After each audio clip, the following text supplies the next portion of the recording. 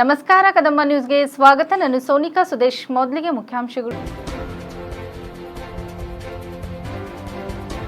ಪೌರ ಕಾರ್ಮಿಕರ ಬೇಡಿಕೆಗಳು ಸರ್ಕಾರಕ್ಕೆ ಗಮನಕ್ಕೆ ತರುವುದಾಗಿ ಸಂಸದ ಖಂಡ್ರೆ ಭರವಸೆ.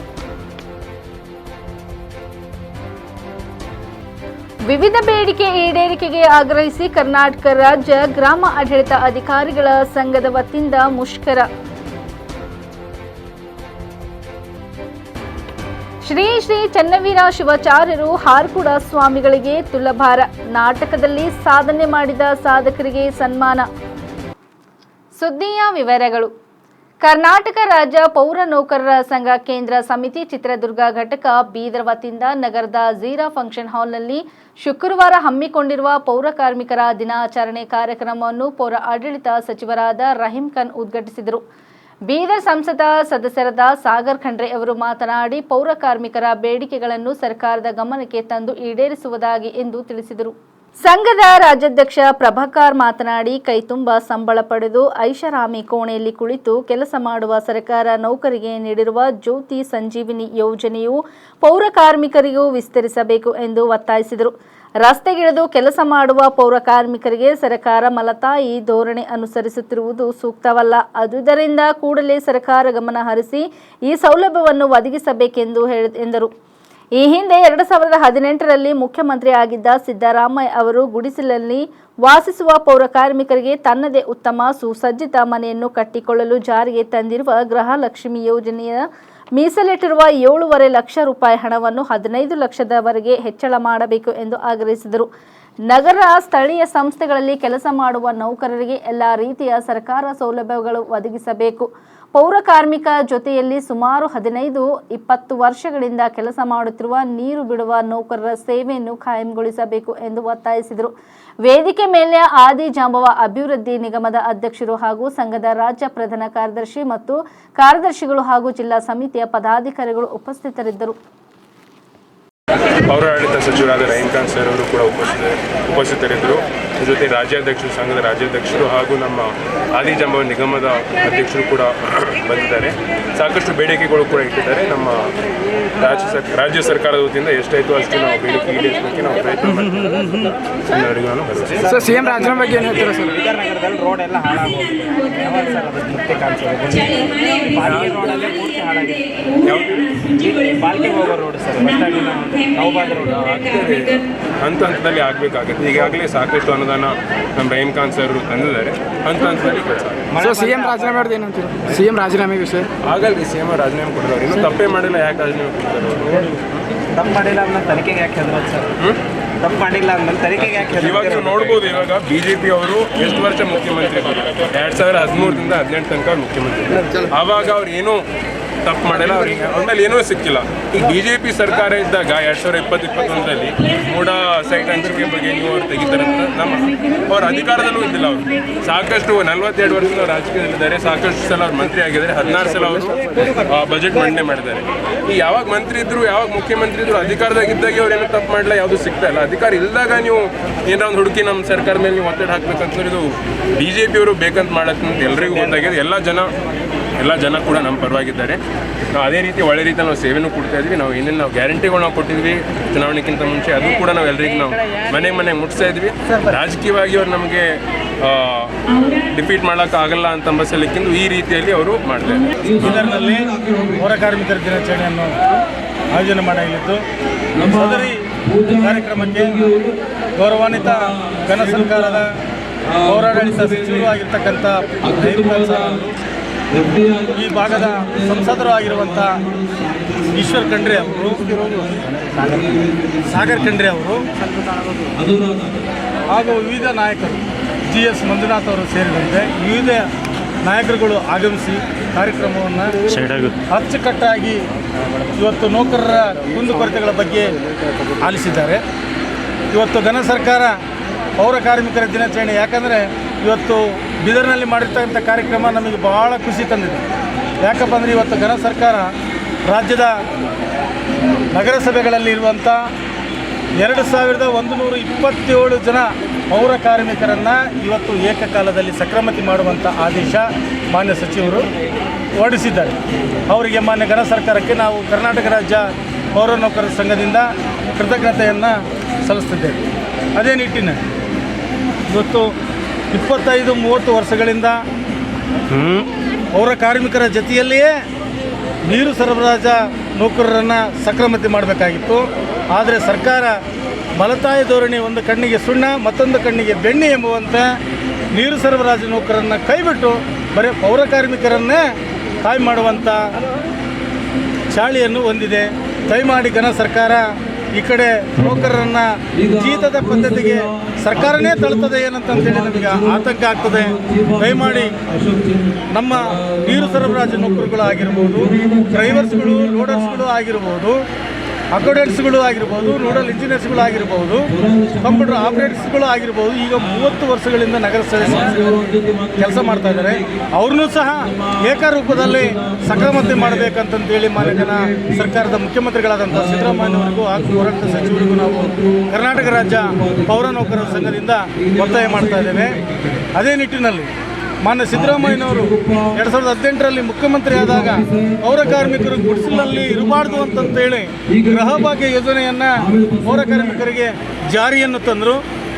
ರಾಜ್ಯ ಸರ್ಕಾರದಿಂದ 6 ಲಕ್ಷ ರೂಪಾಯಿಗಳು, ಕೇಂದ್ರ ಸರ್ಕಾರದಿಂದ 1.5 ಲಕ್ಷ ರೂಪಾಯಿಗಳು, 7.5 ಲಕ್ಷ ರೂಪಾಯಿಯನ್ನು ಸಹಾಯಧನ ಕೊಡುವುದರ ಮೂಲಕ ಪೌರ ಕಾರ್ಮಿಕರ ಗುಡಿಸಲ ರಹಿತ ಪೌರ ಕಾರ್ಮಿಕರು ಆಗಬೇಕಂತಂತೇಳಿ ನಿಟ್ಟಿನಲ್ಲಿ ಸರ್ಕಾರ ಮಾಡಿತು.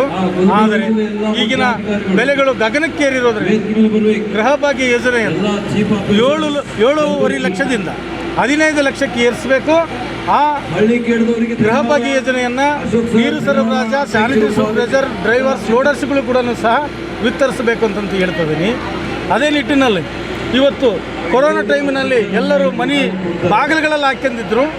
ನಮ್ಮ ನೌಕರರು ಬೀದಿಗಿಳಿದು ಸಾರ್ವಜನಿಕರ ಸ್ವಚ್ಛತೆಯನ್ನು ಮಾಡುವುದರೊಂದಿಗೆ ತಮ್ಮ ಜೀವನವನ್ನು ಪಣಕ್ಕಿಟ್ಟು ದುಡಿತಕ್ಕಂಥ ನೌಕರರ ಜೀವಕ್ಕೆ ಬೆಲೆ ಇಲ್ಲದಂತಾಗಿದೆ. ಯಾಕಪ್ಪ ಅಂದರೆ ಈ ಮಾತು ಹೇಳ್ತಾ ಇದ್ದಾರೆ ಅಂದರೆ, ಇವತ್ತು AC ರೂಮ್ನಲ್ಲಿ ಕುಂತಿರ್ತಕ್ಕಂಥ ಅಧಿಕಾರಿಗಳು ಜ್ಯೋತಿ ಸಂಜೀವಿನಿಯನ್ನು ಪಡಿತಿದ್ದಾರೆ. ಆದರೆ ಬೀದಿಯಲ್ಲಿ ಇಳಿದು ಹೊಲಸು ಕೆಲಸ ಮಾಡ್ತಕ್ಕಂಥ ನೌಕರರ ಜೀವಕ್ಕೆ ಜ್ಯೋತಿ ಸಂಜೀವಿನಿ ಇಲ್ಲ ಅಂತಂತೇಳಿ ಆತಂಕ ಆಗ್ತಾ ಇದೆ. ದಯಮಾಡಿ ಘನ ಸರ್ಕಾರ ಈ ಪೌರ ನೌಕರರಿಗೆ ಜ್ಯೋತಿ ಸಂಜೀವಿನಿಯನ್ನು ಜಾರಿ ಮಾಡಬೇಕಂತಂತೇಳಿ ಮೂಲಕ ಒತ್ತಾಯ ಮಾಡ್ತಾ ಇದ್ದೀನಿ. ನಿಮ್ಮ ಮುಖಾಂತರ 7.5 लाख दे रहे तो गृह भाग्य के कम से कम 12.5 लाख रुपये देना बोल के बोले, और जो पोरकार में देना चाहने के लिए जो 7,000 रुपये दे रहे हैं वो 14,000 रुपये देना बोल के बोले। साहब को मनवी कर रहे हैं हम, और वैसे डॉक्टर डॉक्टर जो आए उनके लिए परमिट करने की बात कर रहे हैं। सईद खान, जिलाध्यक्ष, कर्नाटक राज्य पौर नौकर. ಇಂದು ಬಾಲ್ಕಿ ಪಟ್ಟಣದ ತಹಸೀಲ್ ಕಚೇರಿಯ ಮುಂದೆ ವಿವಿಧ ಬೇಡಿಕೆ ಈಡೇರಿಕೆಗೆ ಆಗ್ರಹಿಸಿ ಕರ್ನಾಟಕ ರಾಜ್ಯ ಗ್ರಾಮ ಆಡಳಿತಾಧಿಕಾರಿಗಳ ಸಂಘ ಬಾಲ್ಕಿ ತಾಲೂಕು ಘಟಕದ ವತಿಯಿಂದ ಮುಷ್ಕರ ನಡೆಸಲಾಯಿತು. ಮೂಲಭೂತ ಸೌಕರ್ಯ ಸೇವಾ ಸೌಲಭ್ಯ ಒದಗಿಸುವುದು ಸೇರಿದಂತೆ ಇತರ ಬೇಡಿಕೆಗಳನ್ನು ಈಡೇರಿಸಲು ಆಗ್ರಹಿಸಿ ಕರ್ನಾಟಕ ರಾಜ್ಯ ಗ್ರಾಮ ಆಡಳಿತಾಧಿಕಾರಿಗಳ ಸಂಘ ಬಾಲ್ಕಿ ತಾಲೂಕು ಘಟಕದ ವತಿಯಿಂದ ಮುಷ್ಕರ ನಡೆಸಲಾಯಿತು. ಪಟ್ಟಣದ ತಹಸೀಲ್ ಕಚೇರಿಯ ಮುಂದೆ ಟೆಂಟ್ ಹಾಕಿ ಕೈಗೆ ಕಪ್ಪು ಪಟ್ಟಿ ಕಟ್ಟಿ ಗ್ರಾಮ ಆಡಳಿತಾಧಿಕಾರಿಗಳು ಅನಿರ್ದಿಷ್ಟ ಅವಧಿಗೆ ಕೆಲಸ ಸ್ಥಗಿತಗೊಳಿಸಿ ಮುಷ್ಕರದಲ್ಲಿ ಭಾಗವಹಿಸಿ ಸಂಘದ ಪದಾಧಿಕಾರಿಗಳು ಮಾತನಾಡಿ ಮೊಬೈಲ್ ಆ್ಯಪ್, ವೆಬ್ ಅಪ್ಲಿಕೇಶನ್ಗಳ ಮೂಲಕ ಹೆಚ್ಚಿನ ಸೌಕರ್ಯ ಕಲ್ಪಿಸಲಾಗುತ್ತಿದೆ. ಆದರೆ ಇದೇ ವೇಳೆ ಸಿಬ್ಬಂದಿ ಮೇಲೆ ಹೆಚ್ಚಿನ ಕಾರ್ಯಭಾರದ ಒತ್ತಡ ಉಂಟಾಗುತ್ತಿದೆ. ಇದರಿಂದ ಮಾನಸಿಕ ಮತ್ತು ದೈಹಿಕವಾಗಿ ಸಮಸ್ಯೆಗಳಾಗುತ್ತಿವೆ ಎಂದು ಗೋಳು ತೋಡಿಕೊಂಡಿದ್ದಾರೆ. ಪದೋನ್ನತಿಯಲ್ಲಿ ಸಾಕಷ್ಟು ಅನ್ಯಾಯವಾಗುತ್ತಿದೆ. ಅನೇಕರು ನಿವೃತ್ತಿ ಅಂಚಿನಲ್ಲಿದ್ದಾರೆ, ಆದರೆ ಪದೋನ್ನತಿ ಕೊಟ್ಟಿಲ್ಲ. ಇದನ್ನು ಸರಿಪಡಿಸಬೇಕು. ಪತಿ ಪತ್ನಿ ಪ್ರಕರಣಗಳಲ್ಲಿ ವರ್ಗಾವಣೆ ಪ್ರಕ್ರಿಯೆ ತ್ವರಿತಗತಿಯಲ್ಲಿ ಪೂರ್ಣಗೊಳಿಸಬೇಕು. ಕೆಲಸದ ಅವಧಿ ನಂತರ ವರ್ಚುವಲ್ ಸಭೆಗಳನ್ನು ನಡೆಸಿದಂತೆ ಆದೇಶ ಹೊರಡಿಸಬೇಕೆಂದು ಆಗ್ರಹಿಸಿದರು. ಮುಷ್ಕರ ಸ್ಥಳಕ್ಕೆ ಆಗಮಿಸಿದ ಮಾನ್ಯ ತಹಸೀಲ್ದಾರ್ಗಳ ಇವರ ಮುಖಾಂತರ ಕರ್ನಾಟಕ ಸರ್ಕಾರದ ಕಂದಾಯ ಇಲಾಖೆಯ ಸಚಿವರಾದ ಕೃಷ್ಣ ಬೈರೇಗೌಡ, ವಿಕಾಸ್ ಸೌದ, ಬೆಂಗಳೂರು ಇವರಿಗೆ ಮನವಿ ಪತ್ರ ಸಲ್ಲಿಸಿದರು. ಇದೇ ಸಂದರ್ಭದಲ್ಲಿ ತಾಲೂಕಾ ಅಧ್ಯಕ್ಷರಾದ ಅಹಮದ್ ಸಾಬ್ ಮುಲ್ಲಾ, ಉಪಾಧ್ಯಕ್ಷ ಸಂತೋಷ್ ರಂಡಾಳೆ, ವೀರಣ್ಣ ತಗಾರೆ, ಬಾಬು ನಂದರ್ಕರ್, ಪರಸಪ್ಪ ತಳವಾರ್, ಅರ್ಚನಾ, ಪಾರ್ವತಿ, ಸಂಜು, ಅಂಬರೀಶ್ ಸೇರಿದಂತೆ ಗ್ರಾಮ ಆಡಳಿತ ಅಧಿಕಾರಿಗಳು ಉಪಸ್ಥಿತರಿದ್ದರು. ಎಲ್ಲ ರೀತಿಯಿಂದ ಸಮಸ್ತ ಗ್ರಾಮ ಆಡಳಿತಾಧಿಕಾರಿ ಪರವಾಗಿ ನಾನು ಈ ಮೂಲಕ ತಮ್ಮಲ್ಲಿ ಮತ್ತೊಮ್ಮೆ ಕೇಳಿಕೊಂಡ್ರೆ, ಸರ್ಕಾರ ನಮಗೆ ನಮ್ಮ ಕರ್ತವ್ಯ ತಕ್ಕಂತೆ ಮೂಲಭೂತ ಸೌಕರ್ಯ ಒದಗಿಸಿದಲ್ಲಿ ನಾವು ನಮ್ಮ ಈ ಒಂದು ಮುಷ್ಕರವನ್ನು ತೆಗೆದುಕೊಳ್ತಕ್ಕಂಥ ಮಾತನ್ನು ತಮ್ಮಲ್ಲಿ ಕೇಳ್ಬೋದು. ಇಲ್ಲಿವರೆಗೆ ಸರ್ಕಾರ ನಿಮಗೆ ಏನು ಜನಗಳಿಗೆ ಅನುಕೂಲ ಆಗಲಂತ ಅನ್ನೋ ಕಾರಣಕ್ಕೆ ತಮಗೆ ಏನು ಆ್ಯಪ್ಗಳು ಕೊಟ್ಟಿದ್ದಾರೆ. ಇಲ್ಲಿವರೆಗೆ ತಮಗೆ ಏನು ಸಲಕರಣೆ ಬೇಕು, ಲ್ಯಾಪ್ಟಾಪ್ ಆಗಲಿ, ಮೊಬೈಲ್ ಆಗಲಿ, ಅಂದರೆ ಇಲ್ಲಿವರೆಗೆ ಸರ್ಕಾರ ನಿಮಗೆ ಇನ್ನೂ ಕೊಟ್ಟಿಲ್ಲ. ಅದು ಕೊಡಬೇಕು. ಸರ್ಕಾರ ರೈತರಿಗೋಸ್ಕರ ಮಾಡ್ತಿರೋ ಯೋಜನೆಗಳು ನಮಗೆ ಹರ್ಷ ತಂದಿದೆ ಸರ್. ಆದರೆ ಅದರ ತಕ್ಕಂತೆ ನಮಗೆ ಮೂಲಭೂತ ಸೌಕರ್ಯ ಒದಗಿಸಲು ನಾವು ತತ್ಕ್ಷಣದಲ್ಲಿ ರೈತರಿಗೆ ಇನ್ನೂ ಹೀಗೆ ನಮ್ಮ ವೈಯಕ್ತಿಕ ಫೋನಿಂದ ನಾವು ಈ ಮಟ್ಟಿಗೆ ಕೇಳ್ತಿದ್ದೀವಿ ಸರ್. ಇನ್ನೂ ಅದು ಸರ್ಕಾರದಿಂದ ಒದಗಿಸೋದ್ರಲ್ಲಿ ನಾವು ಇನ್ನೂ ಹೆಚ್ಚಿನ ರೀತಿಯಂಥ ರೈತರಿಗೋಸ್ಕರ ನಾವು ದುಡಿತೇವೆ ಅಂತಕ್ಕಂಥ ಎಷ್ಟು ದಿವಸ ತಾಲೂಕು ಮಟ್ಟದಲ್ಲಿ ನಾಳೆ ಜಿಲ್ಲಾ ಮಟ್ಟದಲ್ಲಿ ಏನಂತಂದರೆ ಅನಿರ್ದಿಷ್ಟ ಶ್ರೀ ಗುರುಕುಮಾರೇಶ್ವರ ನಾಟಕ ಸಂಘದ 42ನೇ ವಾರ್ಷಿಕೋತ್ಸವದ ನಿಮಿತ್ತವಾಗಿ ಶ್ರೀ ಶ್ರೀ ಚನ್ನವೀರ ಶಿವಾಚಾರ್ಯರು ಹಾರ್ಕುಡ ಸ್ವಾಮಿಗಳಿಗೆ ತುಲಭಾರ ಮತ್ತು ನಾಟಕದಲ್ಲಿ ಸಾಧನೆ ಮಾಡಿದ ಸಾಧಕರಿಗೆ ಸನ್ಮಾನ ಮಾಡಲಾಯಿತು. ಚಿಂಚೋಳಿಯ ನಾಟಕದ ಮತ್ತು ಕವಿಶಂಕರ್ ಹಿಪ್ಪರ್ಗಿ ಮತ್ತು ಶ್ಯಾಮರಾವ್ ಕೋರ್ವಿ, ಶ್ರೀನಿವಾಸ್ ಚಿಂಚೋಳ್ಕರ್, ಬಣ್ಣ ವಾಲಿಕರ್ ಅವರಿಗೆ ಸನ್ಮಾನ ಮಾಡಿ ಗೌರವಿಸಲಾಯಿತು. ಈ ಸಂದರ್ಭದಲ್ಲಿ ವಿವಿಧ ಸ್ವಾಮಿಗಳು ಮತ್ತು ನಾಟಕದ ಕವಿಗಳು, ಹಿರಿಯ ಸಾಹಿತಿಗಳು ಭಾಗವಹಿಸಿದರು. ಸುಮಾರು ನಾಟಕಗಳನ್ನು ಕಲಬುರಗಿಯಲ್ಲಿ ಮತ್ತು ಚಿಂಚೋಳಿಯಲ್ಲಿ ಮಾಡುತ್ತಾ ಬಂದಿರುವ ಗೋಪಾಲ್ ಬಾಜೇಪಳ್ಳಿ ಕೆಮ್ಮಂಜೋಡ್ ಇವರಿಗೆ ಕುಮಾರಶ್ರೀ ರಾಜ್ಯ ಮಟ್ಟದ ಪ್ರಶಸ್ತಿ ಪ್ರದಾನ ಪೂಜ್ಯರಿಲ್ಲ. ಅದೇ ರೀತಿಯಾಗಿ ಚಂದ್ರಶೇಖರ್ ದೇವರಗುಡಿ ಕಲಬುರಗಿ, ಶ್ರೀನಿವಾಸ್ ಚಿಂಚೋಳಿಕರ್ ಇವರಿಗೆ ಪೂಜ್ಯರಿಂದ ಕುಮಾರಶ್ರೀ ಪ್ರಶಸ್ತಿ ಪ್ರದಾನ. ಮುಂದಿನ ತಯಾರಿ ಬಾಬು ಗೋಪಾಲ್ ಬೆಣ್ಣೂರು ಬಿ, ಶ್ರೀನಿವಾಸ್ ಚಿಂಚೋಳಿಕರ್ ಸತತವಾಗಿ ನಾಟಕದಲ್ಲಿ ತಾವು ತೊಡಗಿಸಿಕೊಂಡು ಕಲಾವಿದರಿಗೆ ಸಹಕರಿಸಿದ್ದು ಅವರಿಗೆ ರಾಜ್ಯ ಮಟ್ಟದ ಕುಮಾರಶ್ರೀ ಪ್ರಶಸ್ತಿ ಪ್ರದಾನ. ವೃತ್ತಿಯಲ್ಲಿ ಪ್ರವಾದಾಗಿ ಹೆಲ್ತ್ ಇಲಾಖೆಯಲ್ಲಿ, ಆರೋಗ್ಯ ಇಲಾಖೆಯಲ್ಲಿ ವೃತ್ತಿಯಲ್ಲಿ ಕೆಲಸ ಮಾಡ್ತಾ ಇದ್ದಾರೆ. ಜೊತೆಗೆ ಅಗತ್ಯವಾಗಿ ಕಲಾವಿದರಾದಂತಹ ಗುಂಡಣ್ಣ ಡಿಕ್ಕಿ ಅಣ್ಣನವರಿಗೆ ಕುಮಾರಶ್ರೀ ರಾಜ್ಯ ಮಟ್ಟದ ಪ್ರಶಸ್ತಿ ಪ್ರದಾನ. ಬೀದರ್ ಜಿಲ್ಲೆಯಲ್ಲಿ ಇಂದು ಜಿಲ್ಲಾ ಕರ್ನಾಟಕ ರಾಜ್ಯ ದಲಿತ ಸಂಘರ್ಷ ಸಮಿತಿ ಜಿಲ್ಲಾ ಸಂಚಾಲಕರು ಅರುಣ್ ಪಾಟೀಲ್ ಮತ್ತು ಜಿಲ್ಲಾ ಸಂಘಟನಾ ಸಂಚಾಲಕರು ಅಶೋಕ್ ಗಾಯಕ್ವಾಡ್ ಮತ್ತಿತರರು ಭಾಗಿಯಾಗಿ ಶಾಸಕ ಮುನಿರತ್ನ ಜಾತಿ ನಿಂದನೆ, ಜೀವ ಬೆದರಿಕೆ, ಮಹಿಳೆ ಮೇಲೆ ಅತ್ಯಾಚಾರ ಎಸಗಿದರನ್ನಲಾದ ಇವರನ್ನು ಕಠಿಣ ಶಿಕ್ಷೆಗೆ ಗುರುಪಡಿಸಬೇಕೆಂದು ಒತ್ತಾಯಿಸಿ ಮನವಿ ಮಾಡಲಾಯಿತು. ಒಕ್ಕಲಿಗ ಮತ್ತು ದಲಿತ ಸಮುದಾಯಗಳನ್ನು ಅವಹೇಳನ ಮಾಡುವ ರೀತಿಯಲ್ಲಿ ಮತ್ತು ಮಹಿಳೆ ಮೇಲೆ ಅತ್ಯಾಚಾರ ಕೇಸನ್ನು ಎದುರಿಸುತ್ತಿರುವ ಮುನಿರತ್ನ ಶಾಸಕರು ಈಗ ಜೈಲಿನಲ್ಲಿದ್ದಾರೆ. ಇವರ ಮೇಲೆ ಇರುವ ಆರೋಪಗಳು ತೀರಾ ಗಂಭೀರ ಸ್ವರೂಪದಾಗಿವೆ. ಇದನ್ನೆಲ್ಲ ತನಿಖೆ ಮಾಡುವುದಕ್ಕೆ ವಿಶೇಷ ತನಿಖಾ ತಂಡ ರಚಿಸಿರುವುದು ಸರ್ಕಾರದ ನಿರ್ಧಾರ. ಸಮಿತಿಯು ಸ್ವಾಗತಿಸುತ್ತದೆ. ಆದರೆ ಈ ಎಸ್ಐಟಿಯನ್ನು ಕಾಲಬದ್ಧವಾಗಿ ಹಾಕಿಕೊಂಡು ತನಿಖೆ ನಡೆಸಬೇಕು. ಶಾಸಕ ಮುನಿರತ್ನರ ಮೇಲೆ ಒಂದರ ಮೇಲೊಂದು ಅಪರಾಧ ಮಾಡಿದ ಘಟನೆಗಳ ಹೊರಬರುತ್ತಿದ್ದಾರೆ. ರಾಮನಗರ ಜಿಲ್ಲೆಯ ವ್ಯಾಪ್ತಿಯ ಕಗ್ಗಲ್ಪುರ್ ಪೊಲೀಸ್ ಠಾಣೆಯಲ್ಲಿ ಮಹಿಳೆ ದೂರಿನ ಮೇಲೆ ಕೇಸು, ಇವರ ಸಹಚರರ ಮೇಲೆ ಕೇಸು ದಾಖಲಾಗಿದೆ. ಈ ಎಲ್ಲ ಆರೋಪಿಗಳನ್ನು ಕೂಡಲೇ ಬಂಧಿಸಿ ಶಿಕ್ಷೆಗೆ ಗುರಿಪಡಿಸಬೇಕೆಂದು ರಾಜ್ಯದಂತ ಎಲ್ಲ ಜಿಲ್ಲೆಗಳಲ್ಲಿ ನೂರಾರು ಜನರು ಸೇರಿ ಪ್ರತಿಭಟನೆ, ಧರಣಿ ನಡೆಸಿ ಬೀದರ್ ಜಿಲ್ಲಾಧಿಕಾರಿಗಳ ಮೂಲಕ ಮನವಿಯನ್ನು ಸಲ್ಲಿಸುತ್ತಿದ್ದೇವೆ.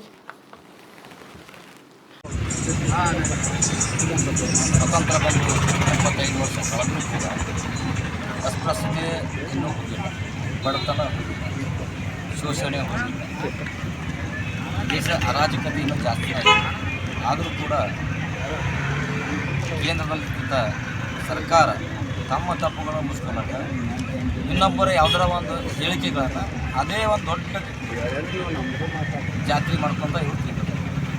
ಇವತ್ತು ಅಪೋಸಿಷನ್ ಲೀಡರ್ ಅಂತ ರಾಹುಲ್ ಗಾಂಧಿ ಅವರು ಎಲ್ಲೋ ಹೋದಾಗ ಅಲ್ಲಿನ ಪತ್ರಕರ್ತರು ಅಥವಾ ಜನರು ನಿಮ್ಮ ದೇಶದಲ್ಲಿನ ರಿಸರ್ವೇಷನ್ ಎಷ್ಟು ವರ್ಷ ಸಿಗ್ತೀರಿ ಅಂತ ಕೇಳಿದಾಗ ಎಲ್ಲಿವರೆಗೆ ಶೋಷಣೆ ಮುಕ್ತ ಆಗೋದು, ಎಲ್ಲಿವರೆಗೆ ಸಮಾನತೆ ಬರೋದು, ಅಲ್ಲಿವರೆಗೆ ನಾವು ಶೋಷಣೆ ಸಮಾನತೆ ಎಲ್ಲ ಈಕ್ವಾಲಿಟಿ ಬಂದು ಬೈತದ ಅಂತ ಹೇಳಿ ಅದಕ್ಕೆ ತಿರುಚಿ ಅವರು ಒಂದು ದೊಡ್ಡ ಅಸ್ತ್ರ ಮಾಡ್ಕೊಂಡು ಇಲ್ಲಿನ BJP ಮತ್ತು JDS ಇವತ್ತು ಡಂಬೂರಾಟ ಮಾಡ್ಕೊಂಡು ಎಲ್ಲ ರೋಡಿನ ಸ್ಟ್ರೈಕ್ ಮಾಡ್ಬೋದು.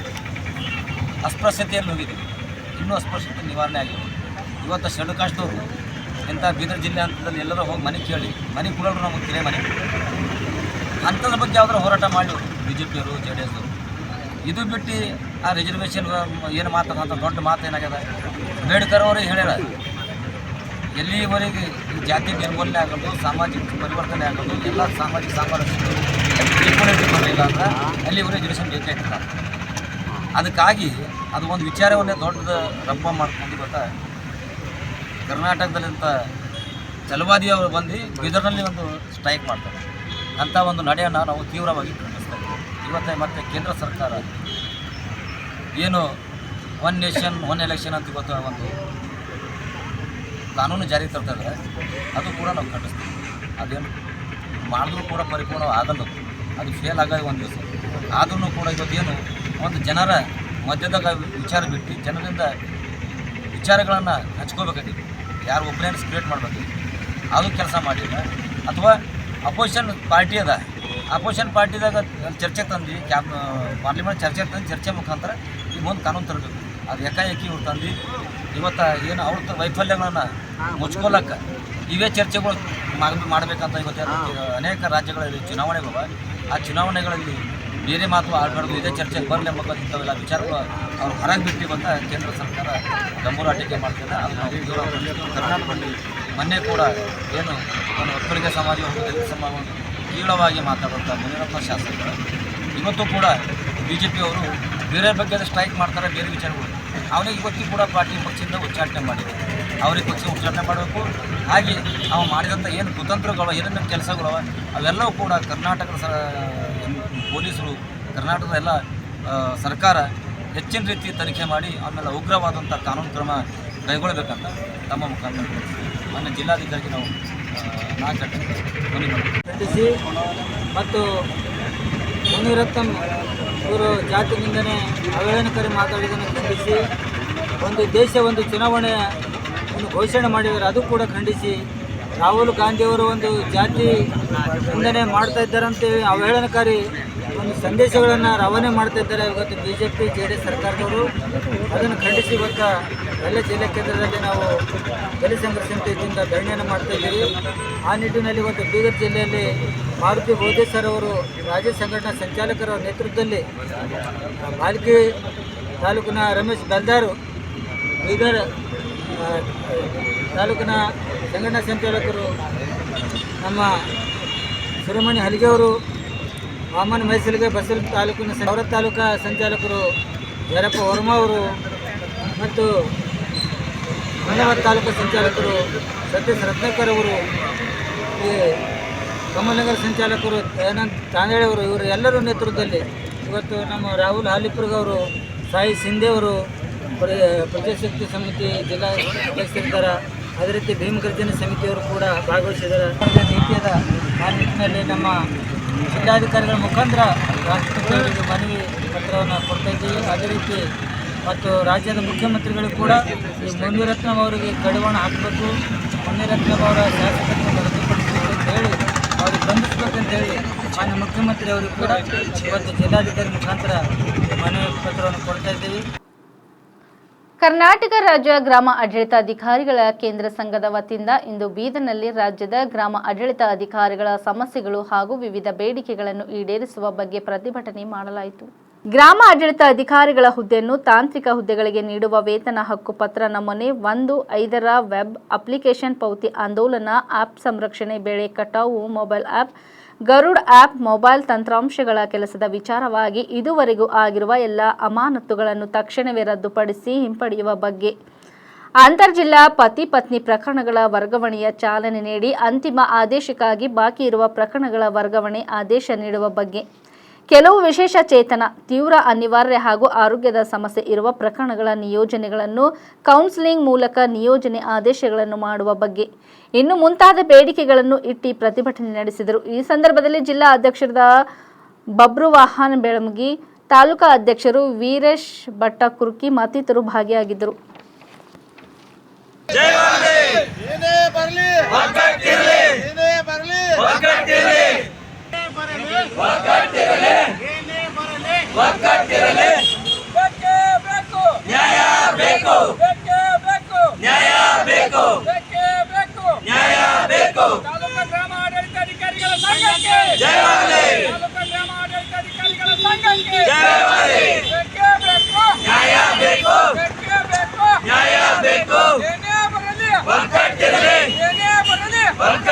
ದಿವಸ ಕರ್ನಾಟಕ ರಾಜ್ಯ ಗ್ರಾಮ ಆಡಳಿತಾಧಿಕಾರಿಗಳ ಸಂಘದ ವತಿಯಿಂದ ಕರ್ನಾಟಕ ರಾಜ್ಯದಾದ್ಯಂತ ಈ ಒಂದು ಅನಿರ್ದಿಷ್ಟಾವಧಿ ಮುಷ್ಕರವನ್ನು ಹಮ್ಮಿಕೊಂಡಿದ್ದೇವೆ. ಯಾಕೆ ಹಮ್ಮಿಕೊಂಡಿವಪ್ಪ ಅಂದ್ರೆ ನಾವು ಸ್ಪೆಷಲಿ ಈ ಒಂದು ಗ್ರಾಮ ಆಡಳಿತಗಳ ಹುದ್ದೆ ಇದು ಟೋಟಲಿ ಏನಪ್ಪ ಅಂದ್ರೆ ಟೆಕ್ನಿಕಲ್ ಹುದ್ದೆ ಆಗುತ್ತೆ. ಈ ಹಿಂದೆ ಒಂದು ಮ್ಯಾನ್ಯಲ್ ಆಗಿ ನಾವು ಕೆಲಸ ಮಾಡ್ತಿದ್ದೆವು.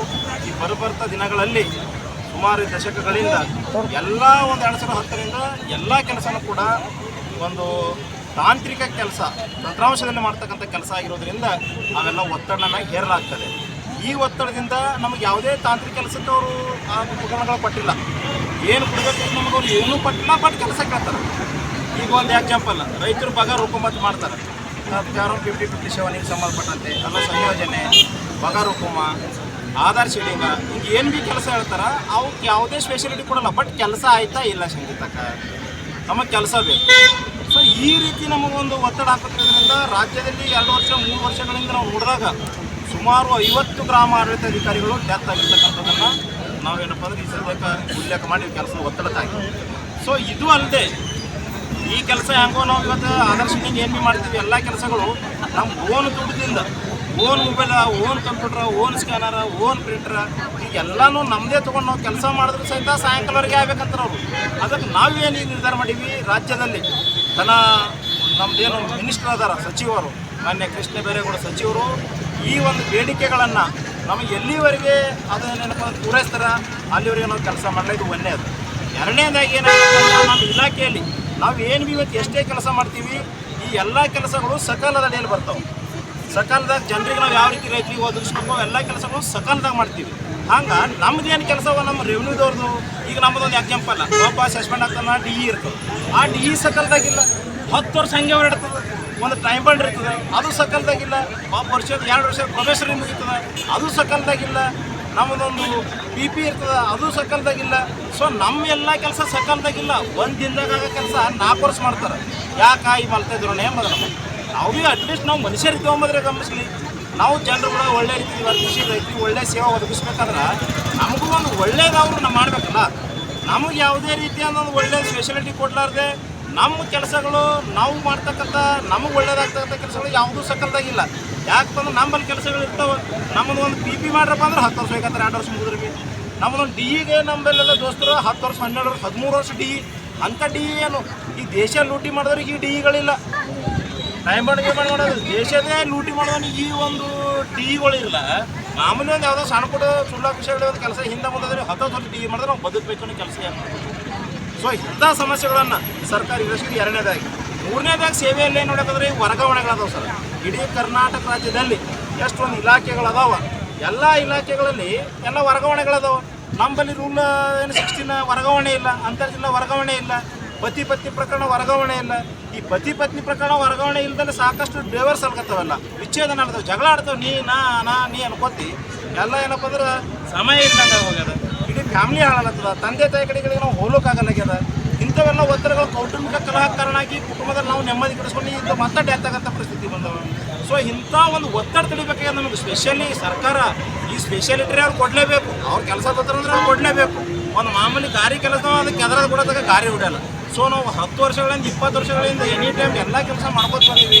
ಬಟ್ ಆ ಸೇವೆಗಳ ಜೊತೆಗೆ ಎಲ್ಲ ನಮ್ಮ ನಿರಂತರ ಪತಿ ಪತ್ನಿ ಪ್ರಕರಣವನ್ನು ಮತ್ತು ಇನ್ನೊಂದು ಟೆಕ್ನಿಕಲ್ ಕೋರ್ಸ್ ಏನದ, ಇವೆಲ್ಲ ಟೆಕ್ನಿಕಲ್ ವರ್ಕ್ ಅವ. ಅದಕ್ಕೆ ನಾವು ಮಾಡೋಕ್ಕೆ ರೆಡಿ ಇದ್ದೀವಿ. ಆ ಟೆಕ್ನಿಕಲ್ ಸಂಬಂಧಪಟ್ಟಂತೆ ಅಟ್ಲೀಸ್ಟ್ ಒಂದು ಸಮಾನ ವೇತನ ಕೊಡಬೇಕಲ್ಲ, ಸ್ಯಾಲ್ರಿ. ಇಲ್ಲಿವರೆಗೆ ಸುದ್ದಿ ಕೊಟ್ಟಿದ್ದು ನಾನು ಸೋನಿಕಾ ಸುದೇಶ್. ಮುಂದಿನ ಸುದ್ದಿಯೊಂದಿಗೆ ಮತ್ತೆ ಭೇಟಿಯಾಗೋಣ. ವಂದನೆಗಳು.